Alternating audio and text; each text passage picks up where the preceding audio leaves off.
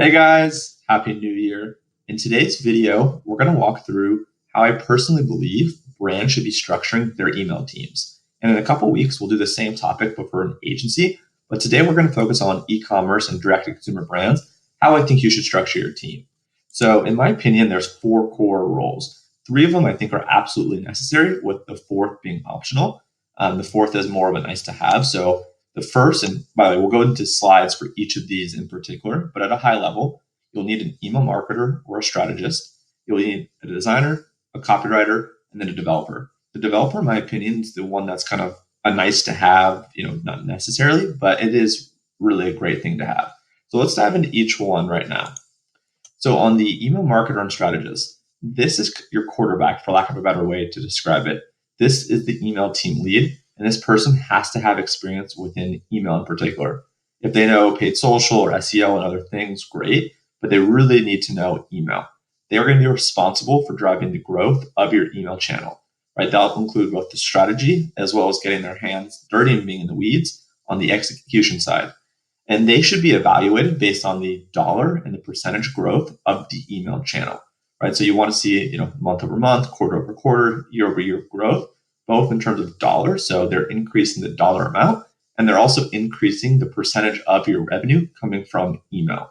So that's really how they should be evaluated. You should incentivize them based off those objectives and those goals. So that way, when you win as a brand, the email marketer is incentivized and they win individually. And the tools that these people should be using is whatever email platform, right? So whatever email service provider you have, this is really where they should be spending a majority of their time. So for example, that might be Klaviyo or MailChimp or ActiveCampaign, whatever it might be. My personal favorite obviously is Klaviyo. That will be a project management system, right? So something like a Notion, an Asana, a Trello, it will need to be in there, setting things up for the team and with the team, and making sure that things get completed on time or early. And then again, with everyone being remote for the most part, communication is super important, making sure that there's ongoing communication via something like Slack or even, like a video call on Zoom, etc. So this is really kind of the core person for this team. And this is kind of the person that's sitting at the top. And then the other roles will either be kind of right below or kind of right under them. So the next role is the designer. So again, I'm using the term designer a little loosely. It doesn't necessarily have to be an email designer as their main thing. It could be your designer for your website. They could be your designer for your social assets, whatever it might be.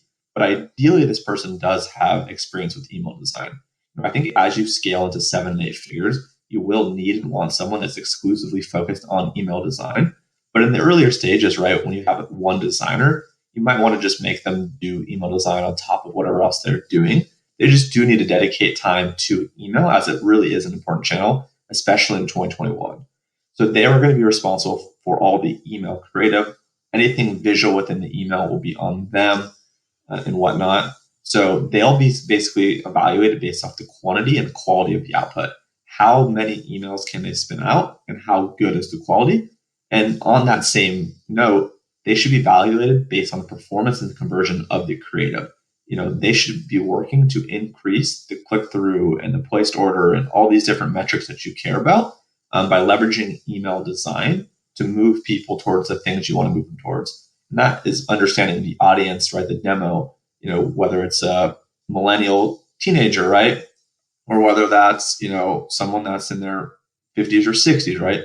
Really understanding your brand, really understanding your colors, really understanding, all these different things that matter to you, and understanding the psychology behind the demo that you serve, and figuring out what are the things that will make them click and want to buy.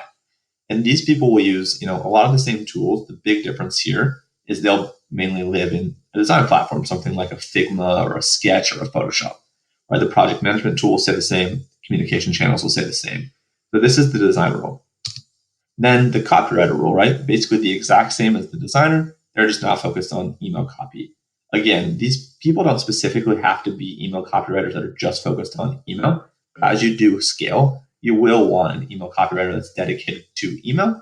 But in the early stages, right, this could be someone that's doing your website copy, your social copy, etc. So they're going to be responsible for all the written elements within the email. And they also should be judged for the exact same reasons as the designer. they're really going to work hand in hand to make sure that your emails are effective. So they'll be judged based off the quantity and the quality of the output, as well as the performance of the copy in the email. And again, it's a little bit hard just to justify the copy versus design versus, all these other things and who's moving the needle. So they'll kind of be judged holistically on the performance of the email channel as well. And they'll want to work in a kind of a collaborative platform, whether it's like a Google Docs or kind of a Notion doc, and then a project management tool, right? Something like a Notion, and then also the same communication channel. And then the last one here is an email developer. And again, this is more of like a nice to have. I think as you scale, you'll want someone on your team that's focused on, developing and coding your emails. And it's really important that they do have a technical background, right? They really need to have experience in HTML, and they'll be responsible for taking a finished and completed email design and custom coding it into your email platform. And they should, again, be evaluated based off the quantity and quality of the output, and also more granularly, how does the email look? Does it render properly across all devices and all platforms? Does it load quickly, etc.? And for them, they'll spend most of their time in the email platform where they're coding up the emails as well as all the other channels. So again, the core four here are really important. Focus on these. This is really crucial for yourself to kind of have a well-rounded email team for your kind of e-commerce direct-to-consumer brand. I hope this is helpful. In future weeks, I will do the same type of video for an agency. And there's one kind of missing piece here for the agency side that I'll go into then. And the structure is a little bit different. So hope you guys have a great week. Happy New Year's. Thank you.